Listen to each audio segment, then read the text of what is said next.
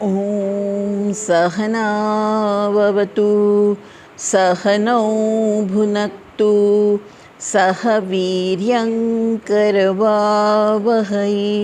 तेजस्विनावधीतमस्तु मा विद्विषावहै। ॐ शान्ति शान्ति शान्तिः।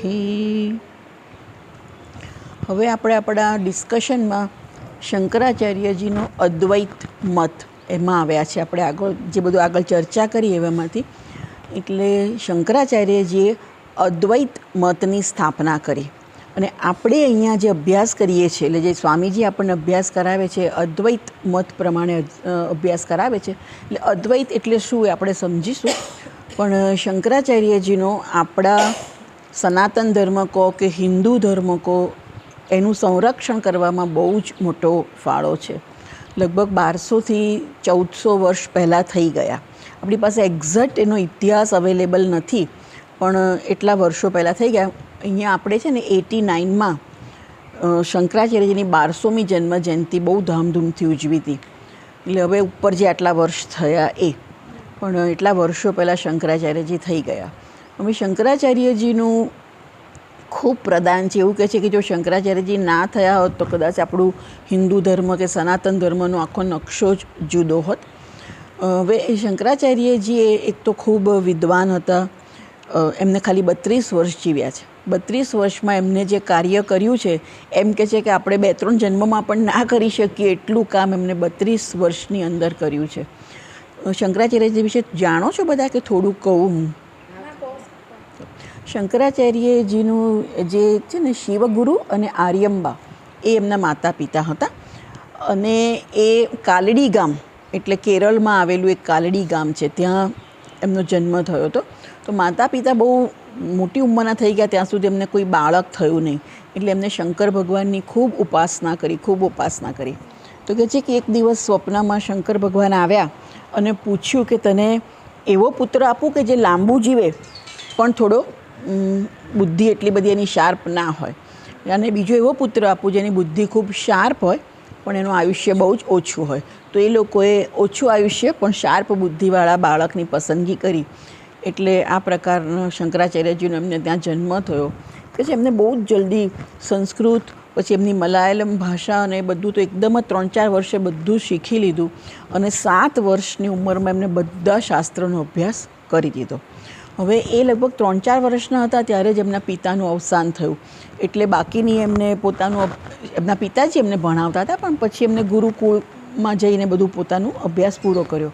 7 વર્ષે તો એ બધું જ શીખી ગયા. એટલે એટલી બધી શાર્પ બુદ્ધિ હતી.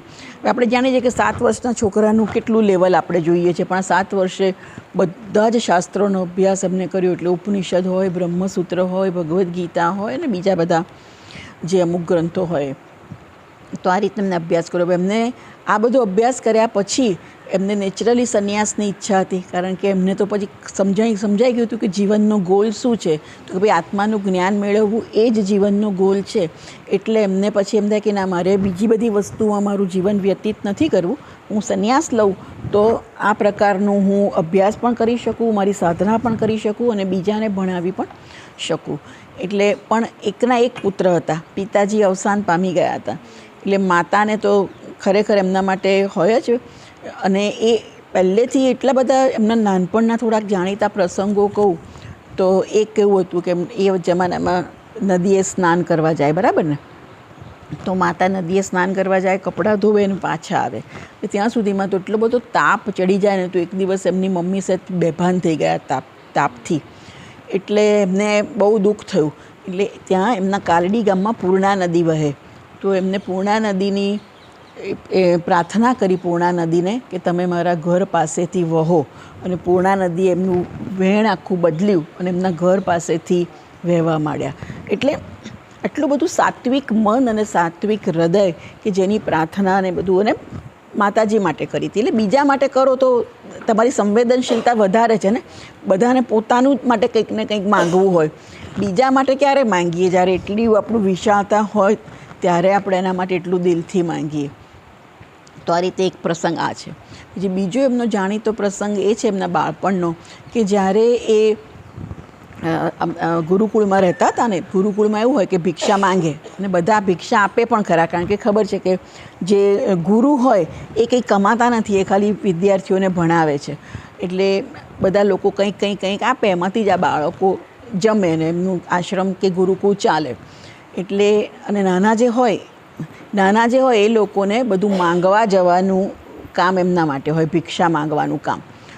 તો શંકરાચાર્યજી ભિક્ષા માંગવા જાય છે, તો એક ગરીબ બ્રાહ્મણીના ઘરે જાય છે અને બહારથી એમ કહે છે કે ભિક્ષાન દે ને, એટલે માતાજીને ભિક્ષાન દે માતા, એ રીતનું એમને કહે છે. તો શંકરાચાર્યજી જુએ છે કે બ્રાહ્મણી તો ખૂબ ગરીબ હોય છે, એના પાસે કશું જ ખાવા પીવાનું હોતું નથી, પણ છતાં એ જમાનાના સંસ્કાર એવા હતા કે જ્યારે આવું બાળક આવે તો એને કશું આપ્યા વગર આપણે ના મોકલીએ. તો પેલું જે સીક આપણે લટકાવે ને, જેમાં બધા બટાકાને બધું રાખે, એમાંથી એક સૂકું આંબળું નીકળે છે. એ સૂકું આંબળું શંકરાચાર્યજીને આપે છે. તો શંકરાચાર્યજીને બહુ દુઃખ થાય છે, ખ્યાલ આવી ગયો એની પરિસ્થિતિનો કે ખૂબ, અને હતા જ આ પ્રકારના, એટલે એમનું હૃદય એકદમ દ્રવિત થઈ ગયું. એટલે એમને ત્યાં ને ત્યાં જ ઓન ધ સ્પોટ કનકધારા સ્તોત્ર રચ્યું અને એ રીતે લક્ષ્મી દેવીની ઉપાસના કરી, એટલે લક્ષ્મી દેવીને પ્રાર્થના કરી કનકધારા સ્તોત્ર દ્વારા. પોતે જ રચ્યું અને પોતે જ ગાયું, એટલે એ વખતે ગાતા ગયા ને એની રચના થતી ગઈ. એ કનકધારા સ્તોત્ર આપણને આજે પણ અવેલેબલ છે. એટલે આપણા જે દેવીના બધા સ્તોત્ર છે એમાં આ સ્તોત્ર છે, લક્ષ્મી દેવીનું આ સ્તોત્ર છે. અને એમને આ સ્તોત્ર ગાયું અને સોનાના આંબળાનો વરસાદ થયો. બરાબર, આ એક એમનો બાળપણનો એક આ પ્રસંગ. આ બધા પ્રસંગો આપણે ઘણી બધી વાર બાળકો પાસે આના ડ્રામા ને બધું કરાવ્યું છે, અને આપણા આશ્રમ તરફથી શંકરાચાર્યજીના જીવન ચરિત્ર પર આખું એક ડ્રામા તૈયાર થયું છે. એનો વિડીયો પણ અવેલેબલ છે હવે તો, એમાં આ બધા પ્રસંગો સાંકળ્યા પણ છે.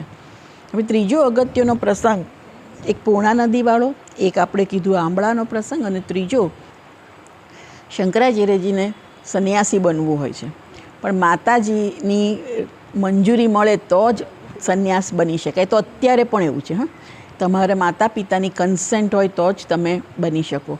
અને ખાસ કરીને 2 પુત્ર હોય તો એકને બનવું હોય તો ફટાક દઈને કોઈ પણ આશ્રમમાં જ્યાં ભણતા હોય તો ગુરુજી એને હા પાડે, પણ એકનો એક પુત્ર હોય તો એ લોકો કે મા બાપની કોઈ કેર રાખનારું છે કે નહીં, કોઈ હોય, કંઈ ઓલ્ટરનેટ વ્યવસ્થા હોય તો જ એ છોકરાને સંન્યાસ આપે છે. એવું નહીં કે જેને ઈચ્છા છે બધાને આપી દીધી, પણ એના મા બાપ રજળી ના પડે એટલે એની જવાબદારી હોય તો એને સંન્યાસ નથી આપતા હોતો, અથવા તો આ વસ્તુને કન્સિડર કરે છે કે બીજી કોઈ જવાબદારી લેવા માટે તૈયાર છે. એ લોકો જાતે પણ પોતાની જાતને સસ્ટેન કરી શકે છે, આ બધું વિચારીને પછી સંન્યાસ આપતા હોય છે.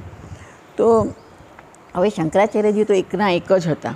હવે એમને સંન્યાસ લેવો જ તો એ શું કરે છે કે આવી રીતે નદીમાં નાહવા જાય છે, અને એ વખતે મગર એમનો પગ પકડે છે. બરાબર, એટલે હવે મગર પગ પકડે તો કંઈ છોડવાનો નથી, તો ખાઈ જ જવાનો હોય.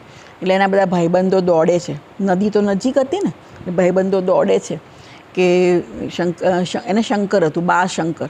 તો શંકર એમ કે મગરે એનો પગ પકડ્યો છે, મગરે એનો પગ પકડ્યો છે. એટલે માતા તો દોડતી આવે છે ને એકદમ ગભરાઈ જાય છે કે બાપરે બાપ, આ તો મગર તો એને છોડશે નહીં. એટલે શંકરાચાર્યજી એમ કહે છે કે માતાજી, હવે હું મરવાનો જ છું તો મને સંન્યાસ લેવા દો. એવું એક છે હા, આપતકાલીન સંન્યાસ. સંન્યાસમાં પણ જેમ વિદવત સંન્યાસ અને વિવિદિશા સંન્યાસ, એમ આપતકાલીન સંન્યાસ. એટલે એમ કે મરવાના જ છે તો સંન્યાસ લઈ લઈએ. એટલે હિન્દુ ધર્મમાં સંન્યાસી તરીકે મરો એનું પણ એક વધારે પુણ્ય છે. હવે એ માઇન્ડસેટ હતું પાપ અને પુણ્યનું. હવે આપણામાં એ પ્રકારનું માઇન્ડસેટ બહુ છે નહીં, પણ એ જમાનામાં તો હતું જ. તો એમ કે ભાઈ હવે હું મરવાનો જ છું તો મને તું સંન્યાસ માટેની રજા આપ, તો હું સંન્યાસી બનીને જઉં એમ. તો માં રજા આપી દે છે. એમ કે હવે મરવાનો જ છે તો ભલે, અને કે એની ઈચ્છા પણ છે અને સંન્યાસી તરીકે મરે એનું એક પુણ્ય પણ છે. તો માં રજા આપી દે છે. માએ જેવી રજા આપીને મગર પગ છોડીને જતો રહ્યો. શંકરાચાર્યજી બહાર આવ્યા એટલે પછી માતા કહે છે કે ના ભાઈ, તો હવે એમ કે તારે હવે સંન્યાસ નથી લેવાનો. એટલે પછી કહે છે કે ના ભાઈ, આપણે એકવાર વચન આપી દીધું, એકવાર મનથી નક્કી કર્યું, એટલે હવે તો એમ કે સંન્યાસ લેવો જ પડે. એટલે પછી માતા બિચારી મને પણ મંજૂરી આપે છે, પણ એક વચન લે છે એમની પાસેથી કે મારા મૃત્યુ સમયે તું હાજર થઈ જજે અને મારા દેહને તું અગ્નિદા તું જ આપજે, તું સંન્યાસી હોય કે ગમે તે હોય. એવું એક પોતાની પાસેથી, કારણ કે એ વખતે એનું પણ મહત્ત્વ હતું કે પુત્ર જે છે પુત્ર જ તમને અગ્નિદા આપે ને એ બધું એ પ્રકારના વેલ્યુઝ ને એ પ્રકારનું માઇન્ડસેટ. એટલે શંકરાચાર્યજી એવું માતાજીને વચન આપી અને પછી નીકળી પડે છે. પછી અહીંયા ગુજરાતમાં ગોવિંદ પાદાચાર્ય પાસે આવે છે. ગોવિંદ પાદાચાર્યજી એમના ગુરુ, નર્મદા કિનારે એમનો આશ્રમ હોય છે અને એમની પાસે બધો અભ્યાસ કરે છે. એમનું જીવન તો આગળ ચાલે છે, પણ આપણે જે આજે ભણવું છે તો એમાં આવી રીતે શંકરાચાર્યજી બધો અભ્યાસ કરી દે છે. અને પછી એ વખતે પણ એવું થાય છે એક પ્રસંગ કે ગોવિંદ પાદાચાર્ય એક ગુફામાં બેસી અને પોતાની સાધના કરતા હોય છે, ધ્યાન કરતા હોય છે. અને એ વખતે નર્મદાનું પૂર તો આપણે બધાએ ક્યાં સુધી જોયું, હવે બધું ઓછું થયું ને, આપણે નર્મદાની ડેમ બંધાઈ ગયો પછી. તો એ વખતે રીતે પૂર આવ્યું તો એમ થયું કે બાપરે, આખી ગુફામાં પણ પાણી જતું રહેશે તો ગુરુજી જે છે એ પાણીમાં જળ સમાધિ લઈ જશે એમ તેમ. એટલે બધા બહુ ચિંતિત થઈ ગયા. તો શંકરાચાર્યજીએ એ વખતે એવું કર્યું કે એક કમંડળું આમ ધર્યું, આખી નર્મદાનો પ્રવાહ કમંડળુમાં સમાઈ ગયો. એટલે આ પ્રસંગ થયો. અને પછી ગુરુજી જ્યારે બહાર આવ્યા ત્યારે કીધું તો એમને કોઈકે આવી રીતની આગાહી કરી હતી કે તમારો કોઈ શિષ્ય જે આવશે, જે આખી નર્મદા નદીને એવી રીતે કમંડળુમાં લઈ લેશે, તો એ શિષ્ય એમ કે આ સનાતન ધર્મનો ઉદ્ધાર કરશે, સનાતન ધર્મનો પ્રચાર કરશે. પછી એ કહે છે કે તું કાશી જઈને હવે તું આ જે તું શીખ્યો છું એના બધા એની પર ભાષ્ય લખ, કોમેન્ટ્રી લખ અને આનો પ્રચાર અને પ્રસાર કર. એટલે શંકરાચાર્યજીએ પહેલું વિષ્ણુ સહસ્રનામ ઉપર ભાષ્ય લખ્યું. આપણે સંસ્કૃતમાં એને ભાષ્ય કહે છે, ગુજરાતીમાં આપણે સમજવું હોય કે અંગ્રેજીમાં સમજવું તો એને કોમેન્ટ્રી કહેવાય. ધારો કે હું એક શ્લોક તમને કહું ને પછી શ્લોકની તમને સમજણ આપું, એટલે ખાલી શબ્દાર્થ એવું નહીં, પણ એને જીવનમાં પણ કેવી રીતે એપ્લિકેબલ છે એ પણ આખું સમજાવીએ. પછી એના પછી બીજા શ્લોકનું કનેક્શન, આવું કેમ કીધું, આવું બધું ગીતામાં તો ખાસ જોવું પડે છે. કારણ કે 700 શ્લોક છે, કયા કોન્ટેક્સમાં, અમુક અર્જુનને કીધું હોય, અમુક જનરલ કીધું હોય, અમુક કંઈક કોન્ટેક્સમાં કીધું હોય. આપણે વાતો કરીએ છીએ તો એમાં ઘણીવાર બધું એવું આવે છે ને કે હું આ વૈશાલીબેનનો કંઈ પ્રશ્ન હોય તો એમના કોન્ટેક્સમાં કહું, ગૌરીબેનનો પ્રશ્ન હોય તો એના કોન્ટેક્સમાં કહું. પણ જે પ્રશ્ન ના સાંભળે, અત્યારે તો આપણી પાસે વિડીયો રેકોર્ડિંગ છે એટલે બધું ખબર પડે, પણ એવું ના હોય તો ખબર ના પડે કે એકદમ આવું કેમ બોલ્યા. બરાબર છે? એટલે તમારે એવું સમજવું પડે કે કેમ એકદમ આ કીધું, વાત આની ચાલતી હતી પણ આવું કેમ કીધું, કેમ? કારણ કે કોઈ શિષ્યએ પ્રશ્ન પૂછ્યો હશે. તો એ બધું તમારે થોડુંક સમજવું પડે, લાઈક થોડુંક ગેસવર્ક અથવા તો અંડર કરંટ સમજવા પડે, બિટવીન ધ લાઇન તમારે રીડ કરવું પડે. હવે વિડીયો રેકોર્ડિંગ છે, એ જમાનામાં તો એવું કશું હતું નહીં, ખાલી લેખિત જ હતું. એટલે આ બધું જેને સમજાવે કે ભાઈ આ શ્લોકમાં આ શબ્દ વાપરવાનો અર્થ આવો છે, આની સાથે નેક્સ્ટ શ્લોકનું કનેક્શન આ પ્રકારનું છે, તો એને ભાષ્ય કહે છે, કોમેન્ટ્રી, એક્સપ્લેનેશન આપે દરેક શ્લોકનું એ રીતનું. તો આવા એમને વિષ્ણુ સહસ્રનામ ઉપર ભાષ્ય લખ્યું, પછી ભગવદ્ ગીતા ઉપર ભાષ્ય લખ્યું, અને પછી બધા ઉપનિષદ તો બહુ બધા છે, પણ 10 ઉપનિષદ પર એમને ભાષ્ય લખ્યા છે. અને 10 ઉપનિષદનો સામાન્ય રીતે અભ્યાસ થાય છે અને મુખ્ય ગણવામાં આવે છે, કારણ કે શંકરાચાર્યજી એને ભાષ્ય માટે પસંદ કર્યા છે. અને પછી એમને બ્રહ્મસૂત્ર ઉપર ભાષ્ય લખ્યું. તો બ્રહ્મસૂત્ર, બધા ઉપનિષદ અને ભગવદ્ ગીતા, આટલાને પ્રસ્થાનત્રયી એવું કહે છે. એટલે જેને વેદાંતનો અભ્યાસ કરવો હોય એને આ પ્રસ્થાનત્રયીનો અભ્યાસ કરવો પડે. બરાબર? 10 ઉપનિષદ આવી જાય, ભગવદ્ ગીતા આવી જાય અને બ્રહ્મસૂત્ર આવી જાય. બ્રહ્મસૂત્ર એટલે તમને ખબર છે કે આપણે આમ જેને નટ શેલમાં વાત કે આપણે અમુકની કેવી ફોર્મ્યુલા લખે છે, એટલે એ ફોર્મ્યુલાથી તમને ને મને એકદમ ખ્યાલ ના આવે, પણ જે કેમિસ્ટ્રીના જાણકાર હોય એને ખ્યાલ આવી જાય કે બરાબર. એટલે આપણે કોઈ દવાનું લાંબુ ડિસ્ક્રિપ્શન લખવાને બદલે ખાલી એક ફોર્મ્યુલા લખે તો જે જાણકાર છે એને ખબર પડી જાય કે આમાં શું કહેવા માગે છે, કે આની અંદર શું છે. તો એ પ્રકારના બ્રહ્મસૂત્રને નટ શેલ, એટલે બ્રહ્મસૂત્ર આખું જે લખ્યું, વેદવ્યાસે બ્રહ્મસૂત્રની રચના કરી છે. તો એ બધા જ ઉપનિષદના જે ઉપનિષદોની અંદર જે કહેવામાં આવ્યું છે એનું આખું સંકલન કરેલું છે. અને સંકલન કરીને બ્રહ્મસૂત્ર લખ્યું છે. સૂત્ર એટલે જેને નટ શેલમાં, ધારો કે પહેલું સૂત્ર છે અથાતો બ્રહ્મ જિજ્ઞાસા, બસ આટલું જ. આવું નાનું આટલા શાસ્ત્ર યોનિત્વાત જન્માદ્યસ્ય યતઃ, આવા સૂત્ર છે, એ સમજાવે. ઉપનિષદના અમુક અમુક વાક્યોને સમજાવે, એક અથવા તો અનેક વાક્યોને સમજાવતા સૂત્ર હોય. તો બ્રહ્મસૂત્ર ઉપર પણ એમને ભાષ્ય લખ્યું. એટલે આ એમનું મુખ્ય કાર્ય, પ્રસ્થાનત્રયી પર ભાષ્ય લખ્યું. અને વેદાંતનો અભ્યાસ કરવો હોય તો આટલું તમારે અભ્યાસ કરવો પડે. 10 ઉપનિષદ, ભગવદ્ ગીતા અને બ્રહ્મસૂત્ર. એટલે જે લોકો વેદાંતનો 2.5-3 વર્ષનો કોર્સ કરવા જાય છે એને આટલી વસ્તુ કરવી જ પડે. આટલું. અને ઉપનિષદ અને ગીતા તો ખરી જ, બ્રહ્મસૂત્ર કેટલું ડિટેલમાં જાય છે મને બહુ ખ્યાલ નથી, પણ એ પણ એનું પણ થોડોક રેફરન્સ તો લેતા જ હોય છે. તો આ બધા એડવાન્સ થોડા ગ્રંથ કહેવાય, બ્રહ્મસૂત્ર અને બધા એ પ્રકારના છે. તો આ રીતે. અને ઉપરાંત એમને બધા પ્રકરણ ગ્રંથોની રચના કરી. એટલે તત્વબોધની રચના એમને કરી, પછી વિવેક ચૂડામણી, એવા બધા પ્રકરણ ગ્રંથો. તો પ્રકરણ ગ્રંથો એટલે શું કે સામાન્ય રીતે જે ઉપનિષદ હોય કે ગીતા શાસ્ત્ર કહેવામાં આવે છે, તો એની અંદર તમારે મોક્ષ મેળવવા માટે જેટલા પાસાની જરૂરિયાત હોય એ બધી વાત કરે. બરાબર? તમને જીવનના ધ્યેય વિશે પણ વાત કરે, એને પ્રાપ્ત કરવાના સાધન વિશે પણ વાત કરે, ઉપાસના વિશે પણ વાત કરે, કર્મ વિશે પણ વાત કરે. એટલે સમગ્રતયા જે વાત કરે છે એને આપણે ગીતાશાસ્ત્ર કે ઉપનિષદ એવું કહેતા હોઈએ છીએ. પણ પ્રકરણ ગ્રંથ જેને કહેવામાં આવે છે, તો એમાં ખાલી કોઈ એક આસ્પેક્ટને લઈને વાત કરવામાં આવે છે. બધું જ એમાં હોય એવું જરૂરી નથી. ઉપાસના, ધારો કે તત્વબોધ છે, તો બધી બેઝિક જે આપણી શબ્દો વપરાય છે વેદાંતની અંદર, એવા બધા શબ્દોને જ સમજાવે છે. એટલે મૂળભૂત તત્વબોધને પહેલો ગ્રંથ કહેવામાં આવે છે. બધું સાધન ચતુષ્ટય સંપત્તિ એટલે શું, સમાધિ ષટ સંપત્તિ એટલે શું, સ્થૂળ શરીર એટલે શું, સૂક્ષ્મ શરીર એટલે શું, જ્ઞાનેન્દ્રિય એટલે શું, પછી કર્મેન્દ્રિયો એટલે શું, બધાની વ્યાખ્યા સાથે તમને સમજાવવામાં આવે. શમ એટલે શું, દમ એટલે શું. એટલે આમ બેઝિક ઇન્ટ્રોડક્ટરી ગ્રંથ એને કહેવામાં આવે છે. એમાં તમે કહો તો ઉપાસનાની વાત જ નથી એની અંદર. તો એવી રીતે પ્રકરણ ગ્રંથ એટલે કોઈ એક આસ્પેક્ટ લઈને એની ઉપર એનું એક્સપ્લેનેશન આપવામાં આવે છે. હવે આ એમને કર્યું, બધા પર આ પ્રસ્થાનત્રયી પર ભાષ્ય લખ્યું, પ્રકરણ ગ્રંથોની રચના કરી. ઉપરાંત ઘણા બધા સ્તોત્ર એમને રચ્યા, જેમ આપણે કનકધરા સ્તોત્રની વાત કરી, ભજ ગોવિંદમ સ્તોત્ર એમને રચ્યું છે.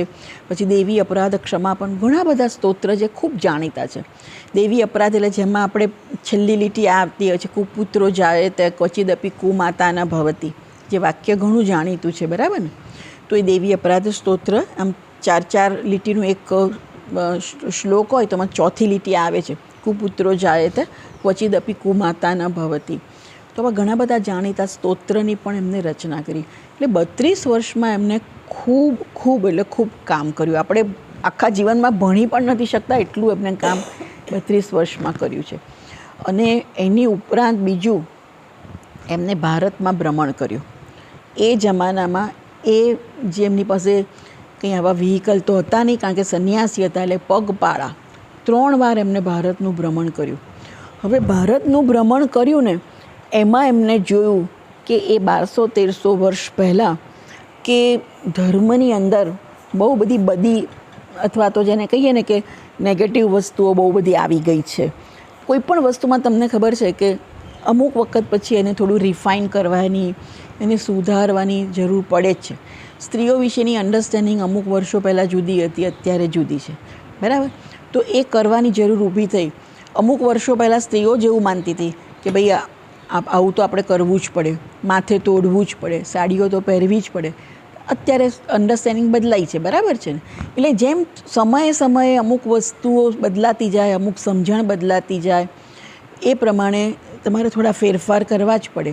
હવે સતી થવાની પ્રથા હતી, તો કંઈ થોડું દરેક વખતે ફોર્સ કરતા હશે. સ્ત્રીઓ પણ પોતે વિલિંગલી કરતી હતી ને. એવી રીતે વચ્ચે એક ફેઝ એવો ગયો કે વિધવા વિવાહ. બરાબર? તો પછી એનું પણ ધીરે ધીરે થયું કે ના, ઈચ્છો તો કરી શકો. બરાબર છે? એટલે જેમ બધા ચેન્જીસ આવતા ગયા, એમ પહેલાં એક જમાનામાં ફોરેન ભણવા જાઓ તો તમને જ્ઞાતિની બહાર મૂકે. પછી જમાનો આવ્યો કે હાર તોરા કરતા હતા. બરાબર ને? હવે ઇટ્સ લિટલ નેચરલ કે હા ભાઈ જાય છે. એક જમાનામાં જાય તો આખું બધા કેટલા લોકો એને જમવા બોલાવે, અને હાર તોરા કરે, ને શ્રીફળ આપે, ને કેવું. પછી બધું પાછું બદલાયું. એટલે સમયે બધી આપણી અન્ડરસ્ટેન્ડિંગ અને આપણી બધા રીત રિવાજો થોડા બદલાતા જતા હોય છે.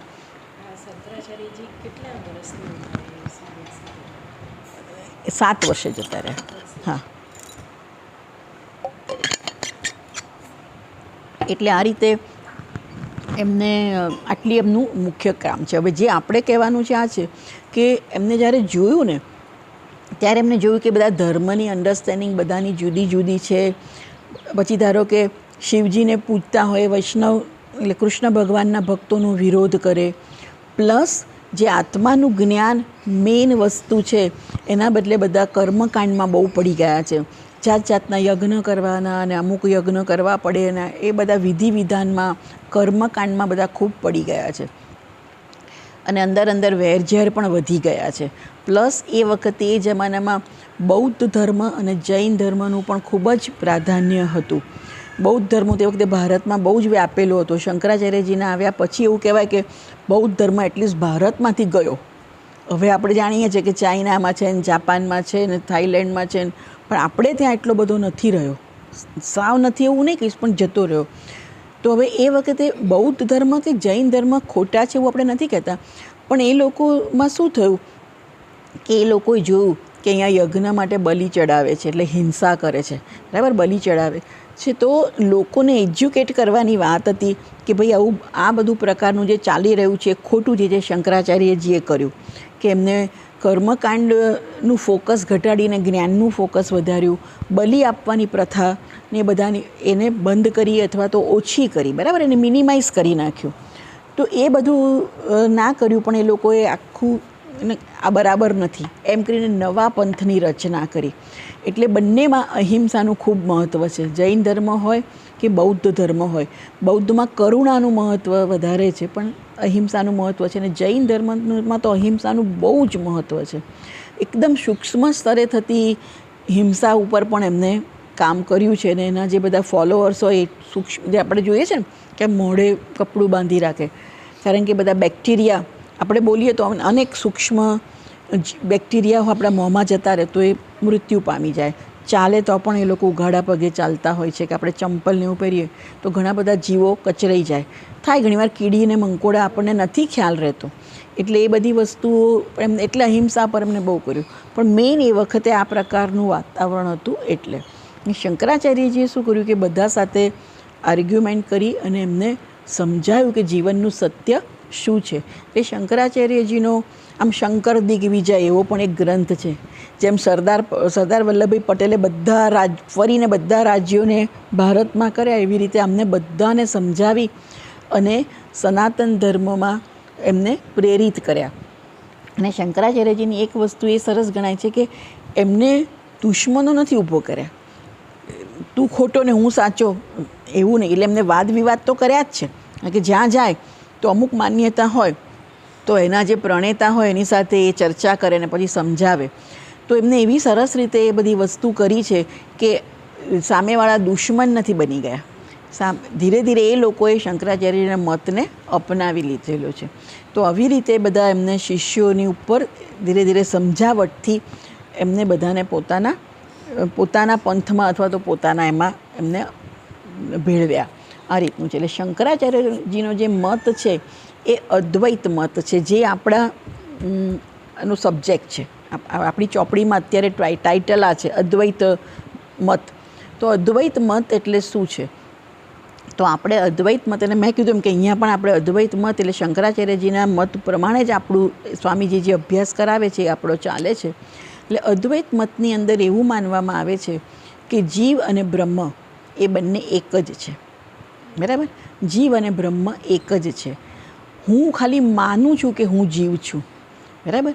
એટલે હવે આપણે તમને યાદ છે લાસ્ટ ટાઈમ મેં પંખાની વાત કરી હતી, બરાબર.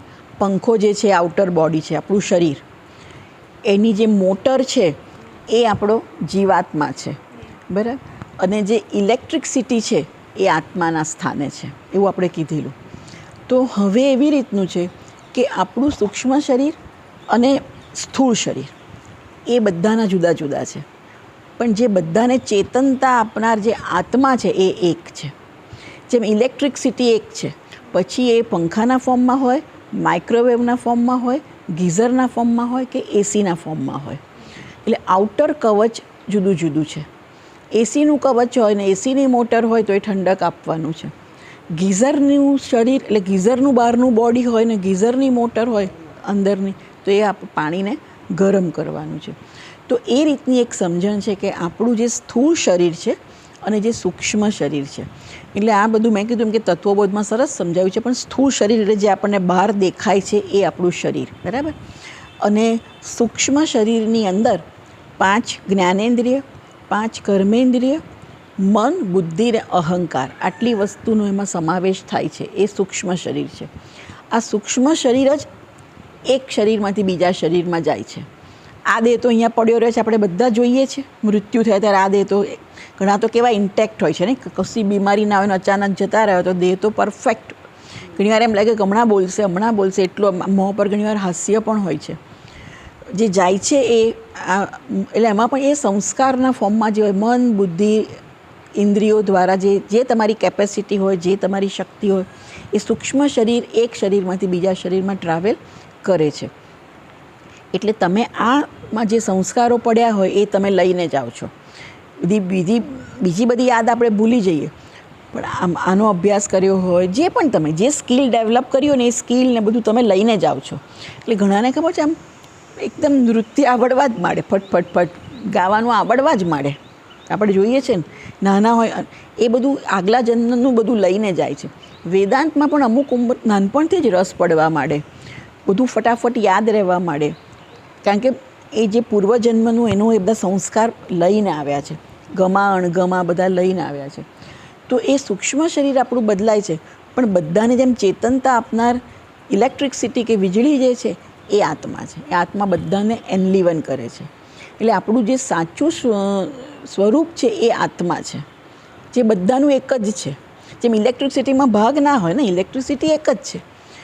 એને તમે અમુક પ્રકારનું કન્ટેનર બનાવ્યું, અમુક પ્રકારની મોટર કરી, અમુક પ્રકારનું કનેક્શન કર્યું એટલે ચાલ્યું, બરાબર. તો એ રીતે આપણા બધાની અંદર આ દેહ જુદો છે, સૂક્ષ્મ શરીર જુદું છે, પણ આપણને બધાને ચેતનતા આપનાર આત્મા એક છે. સૂક્ષ્મ શરીર જાય એટલે મૃત્યુ થયું, આત્મા તો ત્યાંનો ત્યાં જ રહે છે. આ પંખો આપણે બગડી ગયો અથવા તો પંખાને આપણે તોડી નાખ્યો, તો તમે પાંખિયા તોડી નાખ્યા, કદાચ મોટરને પણ ડિસ્ટ્રોય કરી, તો ઇલેક્ટ્રિસિટી તો ત્યાં જ્યાં તમે નથી તો ઓકે, હવે ઇલેક્ટ્રિસિટી ત્યાંથી નહીં એક્ઝિબિટ થાય, બરાબર છે ને, ત્યાંથી નહીં મેનિફેસ્ટ થાય. એવી રીતનું આત્માનું છે. એટલે જ્યારે આપણે કહે છે ન જાયતે મ્રિયતે વા કદાચિત, આત્મા ક્યાંય જતો નથી, આત્મા મરતો નથી, એ જે વાત કરે છે કે આત્મા તો એનો એ છે, પણ આપણે શરીર બધા આપણા બદલાતા જતા હોય છે. એટલે શંકરાચાર્યજી કહે છે કે જે આત્મા કહો છો અને જેને તમે જીવાત્મા માનો છો એક જ છે, બાકી તો તમને આપવામાં આવેલા સાધન છે. જેમ તમને સ્કૂટર આપવામાં આવ્યું છે, કાર આપવામાં આવી છે, તમને સાધન છે તમારા, એવી રીતે શરીર, મન, બુદ્ધિ એ બધા તમારા સાધન છે, પણ આત્મા જે છે એ એક જ છે, બરાબર. એટલે જાણીતા આપણા ઉપનિષદના વાક્યો તત્ત્વમ અસી, એટલે તું તે છે, તું તે છે. તું એમ માને છે કે ઈશ્વર દૂર છે, પરમાત્મા દૂર છે, પણ તું તે છે આ સ્વરૂપે, શરીરથી નહીં, પણ જે તને, અને એ આત્માનું સ્વરૂપ લક્ષણ છે સત ચિત આનંદ. આપણા બધામાં આત્મા છે, બધાને ખબર છે ને કે હું છું. તમે મને કહો અંધારું ઘોર હોય તો પણ તમને ખબર છે ને હું છું. હું છું જાણવા માટે આપણે કોઈ પ્રયત્ન કરવો પડે છે? આ ખાલી વિચારજો તમે તમારી રીતે. બીજું કશું પણ જાણવું હોય તો આપણે પ્રયત્ન કરવો પડે, આંખથી, સાંભળીને, ટચથી.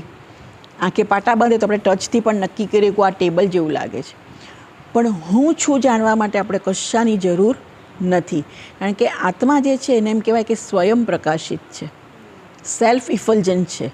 એટલે તમને હું છું એનું જ્ઞાન છે જ, બરાબર.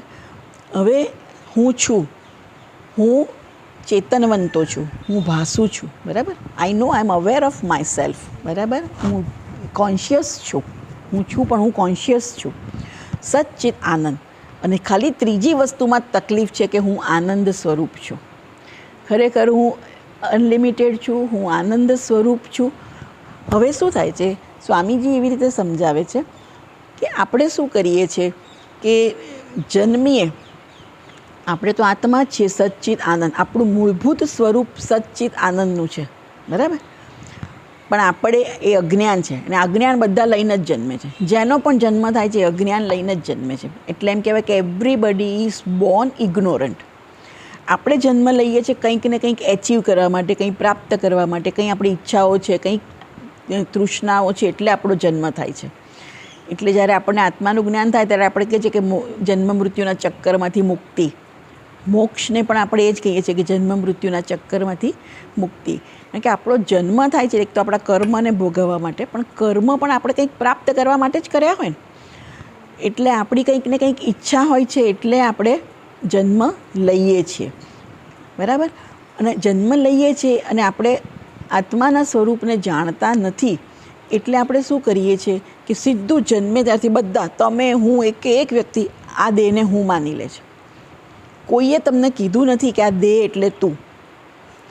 જે બોડી તમે લઈને જન્મ્યા છો એ જ તું છે એવું તમને કોઈએ કીધું નથી. પણ આ આપણે બાય ડિફોલ્ટ આપણે આ કરીએ છીએ, બરાબર.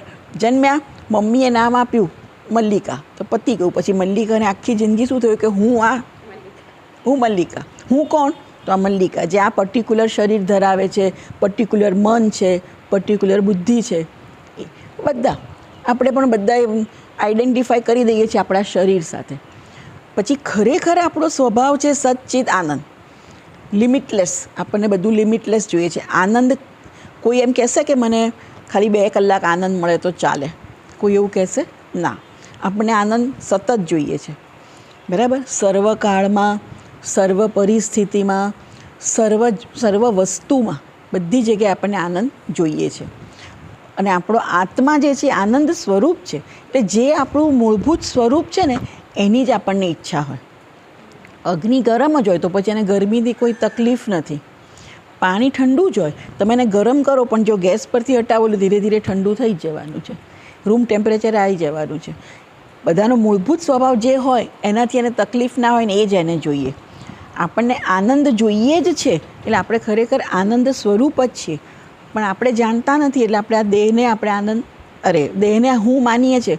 હવે દેહ તો જે આપણને આપવામાં આવેલું સાધન છે, સાધનમાં તો મુશ્કેલી રહેવાની જ. કોઈનો દેહ પરફેક્ટ નથી. મારા કરતાં તમારો સારો હોય, તમારા કરતાં બીજા કોઈનો વધારે સારો હોય, પણ પરફેક્ટ તો ના જ હોય. દેહમાં જન્મ છે, પછી વૃદ્ધિ છે, પછી ક્ષય થવાનો છે અને મૃત્યુ છે, બરાબર. આ દેહના તો આ થવાનું જ છે. બધાને આપણે દેહને હું માનીએ છીએ, પણ ખબર જ છે કે બધાનું મૃત્યુ એક દિવસ થવાનું જ છે. મન જે છે એ મન પણ, બરાબર, મન પણ દરેક વખતે એકદમ શાર્પ આપણું મન નથી હોતું.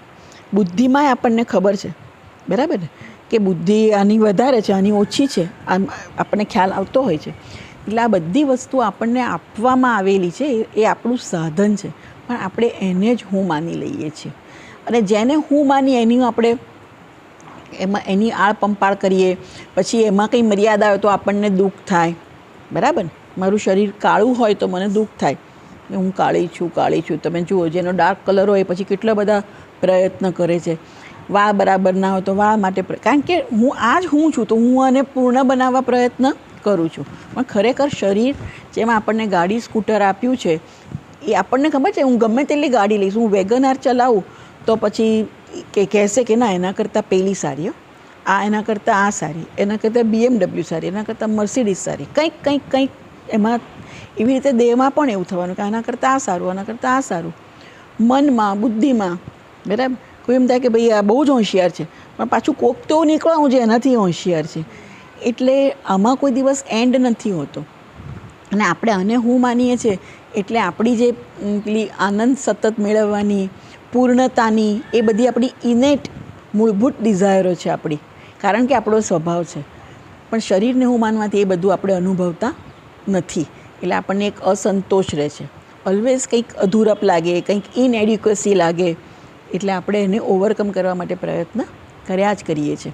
સામાન્ય રીતે આપણે એમ માનીએ કે ભાઈ મને મજા જોઈતી હોય, સુખ જોઈતું હોય, એ બહારથી આવે છે, બરાબર. તો આપણે બહારથી બધી વસ્તુઓ ભેગી કરવાનો પ્રયત્ન કરીએ કે ભાઈ સરસ ઘર હશે તો મજા આવશે. એકવાર આવું નક્કી થઈ ગયું એટલે સરસ ઘર પાછળ 10 વર્ષ નીકળી ગયા, બરાબર ને. એકવાર નક્કી કર્યું કે ફાર્મ હાઉસ હોવું જોઈએ એટલે પાછા બીજા 10 વર્ષ નીકળી ગયા. છોકરાઓ સરસ ભણેલા હોવા જોઈએ એટલે એમાં સમય નીકળી ગયો. એટલે આપણે આવું ગોલ નક્કી કરીને પછી આપણી સમય શક્તિ એમાં, પણ કેમ એ મૂળભૂત ગોલને કોઈ દિવસ ક્વેશ્ચન નથી કરતા કે મારે સુખ કેમ બહારથી જોઈએ છે. બધાને એક ઉદાહરણ છે કે ઊંઘની અંદર બધા મજામાં હોય છે ને, ઘસઘસાટ ઊંઘમાં કોઈ તકલીફ છે?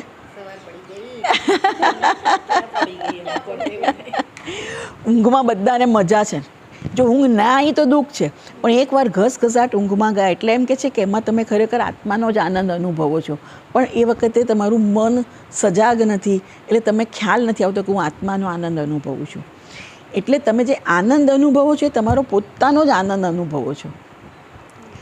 એટલે એ આનંદ તમારી અંદર જ છે. એ આનંદને આપણે ઇનર જર્ની કરવાની છે, જેથી એ આનંદને આપણે અનુભવીએ. આપણે આઉટર જર્ની કરીએ છીએ.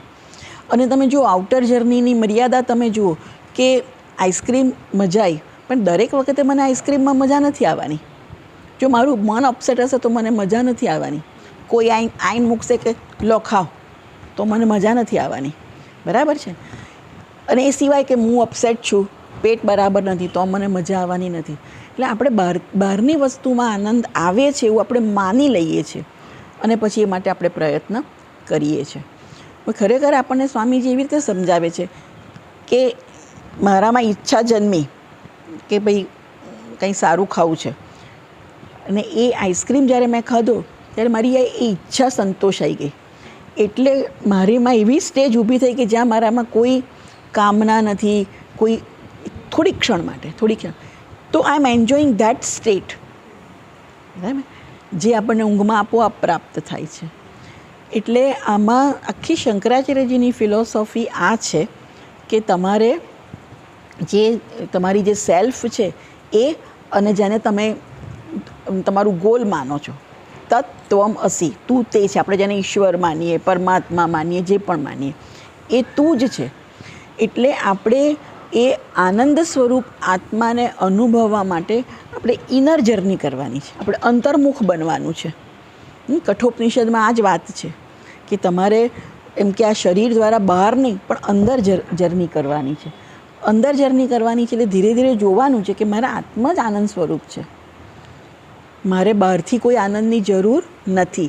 એટલે એ મારા અંદરના આનંદને હું અભિવ્યક્ત કરી શકું, અનુભવી શકું એવી સ્થિતિ મારે ઊભી કરવાની છે. બરાબર? એના જ માટે આ ખરેખર આ આપણો ગોલ છે. એના માટે આપણને મૂલ્યોવાળું જીવન કહે છે, એના જ માટે ઉપાસનાઓ કહે છે કે જેથી આપણે ધીરે ધીરે આપણી જાતને અંદર ખેંચી શકીએ. બરાબર? મૂલ્યોવાળા જીવનથી પણ તમે જે પેલું એક્સ્ટ્રોવર્ટ તમારી ઓછી થતી જાય છે. તમે મૂલ્યોવાળા જીવનથી પણ ધીરે ધીરે તમે આત્માની નજીક આવતા જાઓ છો. એટલે આ આખી અદ્વૈત ફિલોસોફી છે, જ્યાં એમ કહે છે કે પરમાત્મા કે બ્રહ્મ એને શબ્દ આપે છે.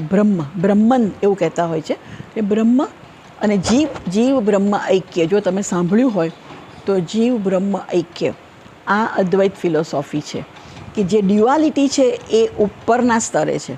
એના માટે અનેક ઉદાહરણ આપે છે. જેમ તરંગો છે, પાણીના તરંગો છે, તો એક તરંગ બીજા તરંગથી જુદું, પણ તત્વ તો બધાનું એક છે.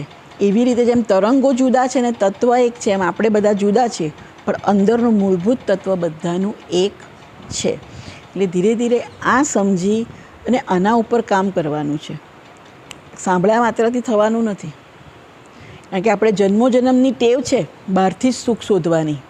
હું સુખ સ્વરૂપ છું એવું આપણે માની નથી શકતા, એટલે અનુભવી પણ નથી શકતા. બરાબર છે? એટલે ધીરે ધીરે આપણી જર્ની આપણે ઇનવર્ડ કરવાની છે. આ આખી અદ્વૈત ફિલોસોફી છે. બરાબર? હવે આમાં મને પ્રશ્ન હોય તો પૂછો.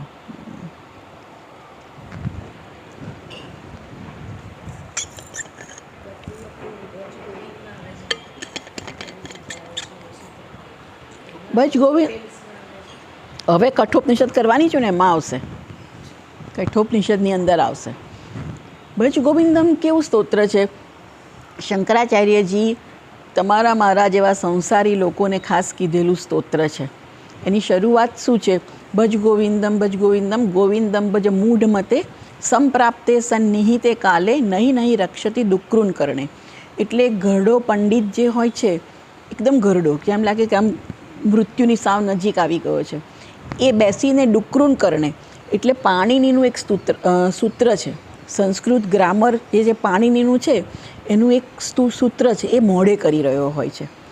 તો એમ કહે છે કે ભાઈ તું હવે આ ઉંમરે આ શું કરે છે, હવે તું ભજ ગોવિંદમ ગોવિંદમ ગોવિંદમ ભજ મૂઢ મતે એટલે મંદબુદ્ધિ નહીં, પણ જેને પોતાના જીવનના ધ્યેય વિશે ખ્યાલ નથી અને ખોટી જગ્યાએ પોતાનું જીવન યુઝ કરે છે, પોતાના જીવનનો સમય ખોટી જગ્યાએ યુઝ કરે છે, એને મૂઢ મતે કહે છે.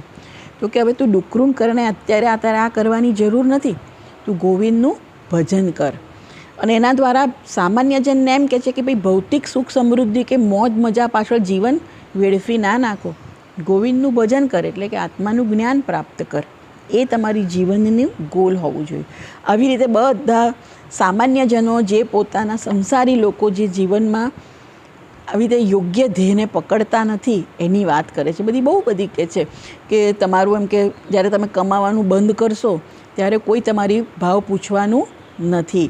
તો એ એમ કે જ્યારે તમારો દેહ જર્જર થશે ત્યારે તમારો કોઈ ભાવ પૂછવાનું નથી. આ બધી હકીકત છે. જો આપણને ખબર જ છે તમારા છોકરા અત્યારે તમારા છોકરાને જેટલી તમારી જરૂર છે એ 25 વર્ષે એને નથી રહેવાની.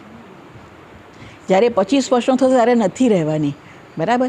એ વખતે તમે અત્યારે તમારા જિંદગીનું ગોલ તમારા બાળકો હોય તો 25 વર્ષે તમે એ નહીં રાખી શકો. તમે એવું રાખશો તો એમ કહેશે કે મમ્મી માથાકૂટ ના કર મારી જોડે, મારી બધી વસ્તુમાં તું ઇન્ટરફિયર ના કર, બરાબર.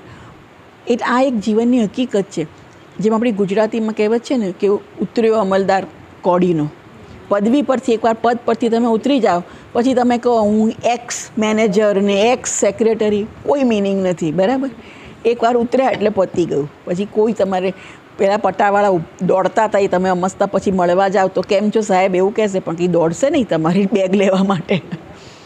એટલે આ બધી જીવનની હકીકતની બહુ જગ્યાએ વાત કરી છે ભજગોવિંદની અંદર. એટલે જીવન વિશે તમને વિચારવા માટે કહે છે કે જીવન તમે જે જીવ્યા કરો છો, કાતે કાંતા કસ્તે પુત્ર સંસારોયમ અતીવ વિચિત્ર.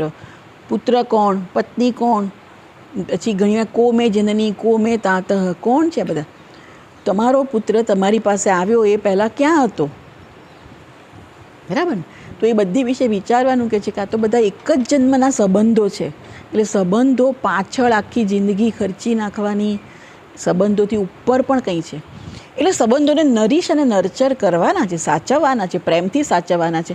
પણ this is the ultimate reality. એવું નથી કે બધી સિક્યોરિટી આપણે રિલેશનશીપમાંથી જ શોધીએ કે આ છે તો મને વાંધો નથી, આ છે તો મને વાંધો નથી. એ જતા રહે ત્યારે તમે કક્કડભૂસ થઈ જાઓ, બરાબર ને. એટલે સલામતી છેવટે પોતાનામાંથી, ઈશ્વરમાંથી એમ શોધવાની છે. એટલે બહુ જીવનના સુંદર જે કહેવાય ને કે ગ્રાઉન્ડ રૂલ્સ કે થંબ રૂલ્સ એની બધી વાત કરી છે.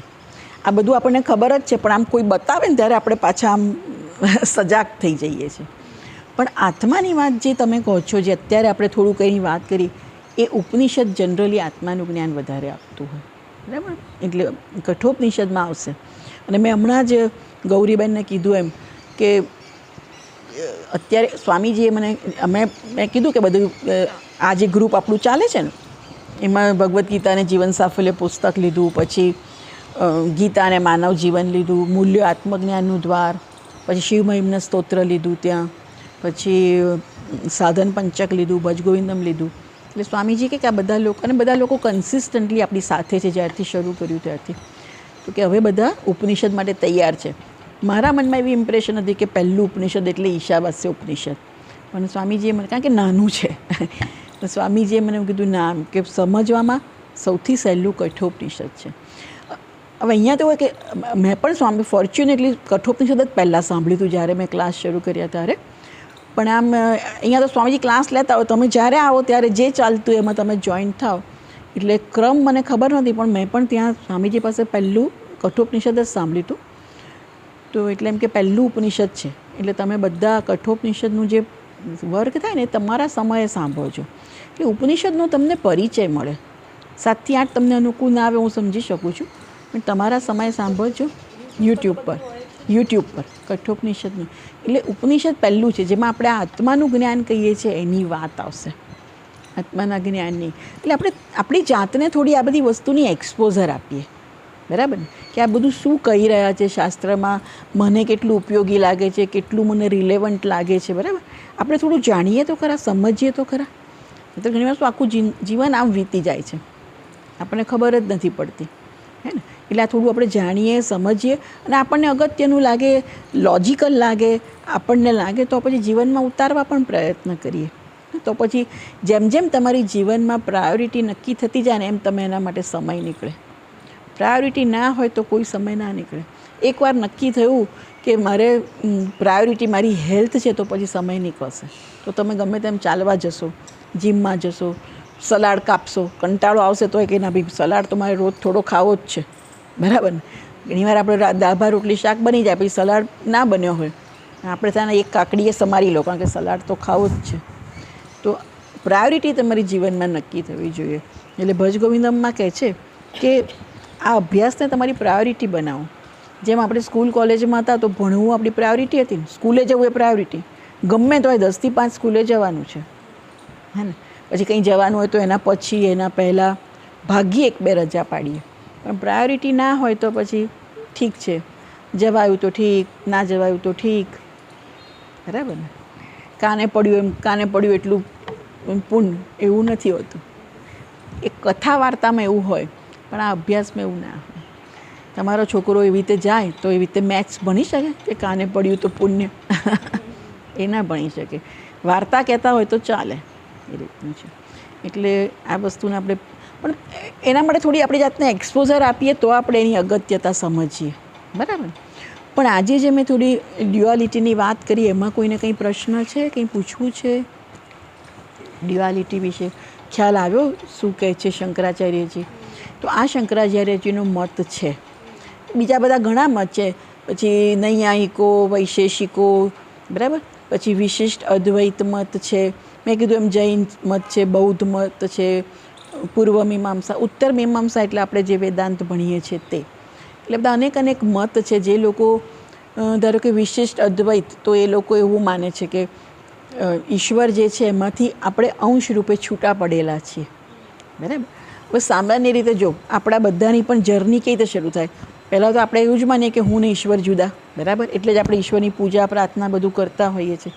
એટલે ડ્યુઆલિટીથી શરૂ થાય. પછી ધીરે ધીરે સમજાતું હોય કે ના, ઈશ્વર જ સમગ્ર છે, હું જ ઈશ્વરનો અંશ છું, અને છેલ્લે હું જ ઈશ્વર છું એ સમજાય. એટલે આવી રીતે પણ આપણો સ્પિરિચ્યુઅલ ગ્રોથ આ રીતે પણ થતો હોય છે. એ જ રીતે એટલે બીજા બધા દર્શનમાં જે મર્યાદા છે એ પણ શંકરાચાર્યજીએ બતાવી છે અને પોતાના મતનું સ્થાપન પણ કર્યું છે. એટલે જ્યારે ઉપનિષદ ભણીએ ને એમાં આપણે એક જનરલ આપણે ભણીએ કે મંત્ર, એનો અર્થ અને એનું જીવનમાં ઉપયોગિતા, કે how we can relate with our life. પછી બધામાં શંકરાચાર્યજીએ ભાષ્ય લખ્યું છે. એ ભાષ્ય ઉપર આનંદગીરીજીની ટીકા હોય છે, એ ભાષ્યની ઉપર પણ પાછી ટીકા હોય. એ તમે એ રીતે ભણો ને તો એમાં બધો પૂર્વ પક્ષ આવે કે તમે આ કહો છો, પછી પૂર્વ પક્ષ એટલે સામેનો પક્ષ, આવું કેવી રીતે, આમ કેમ કીધું, આવું કેવી રીતે શક્ય બને.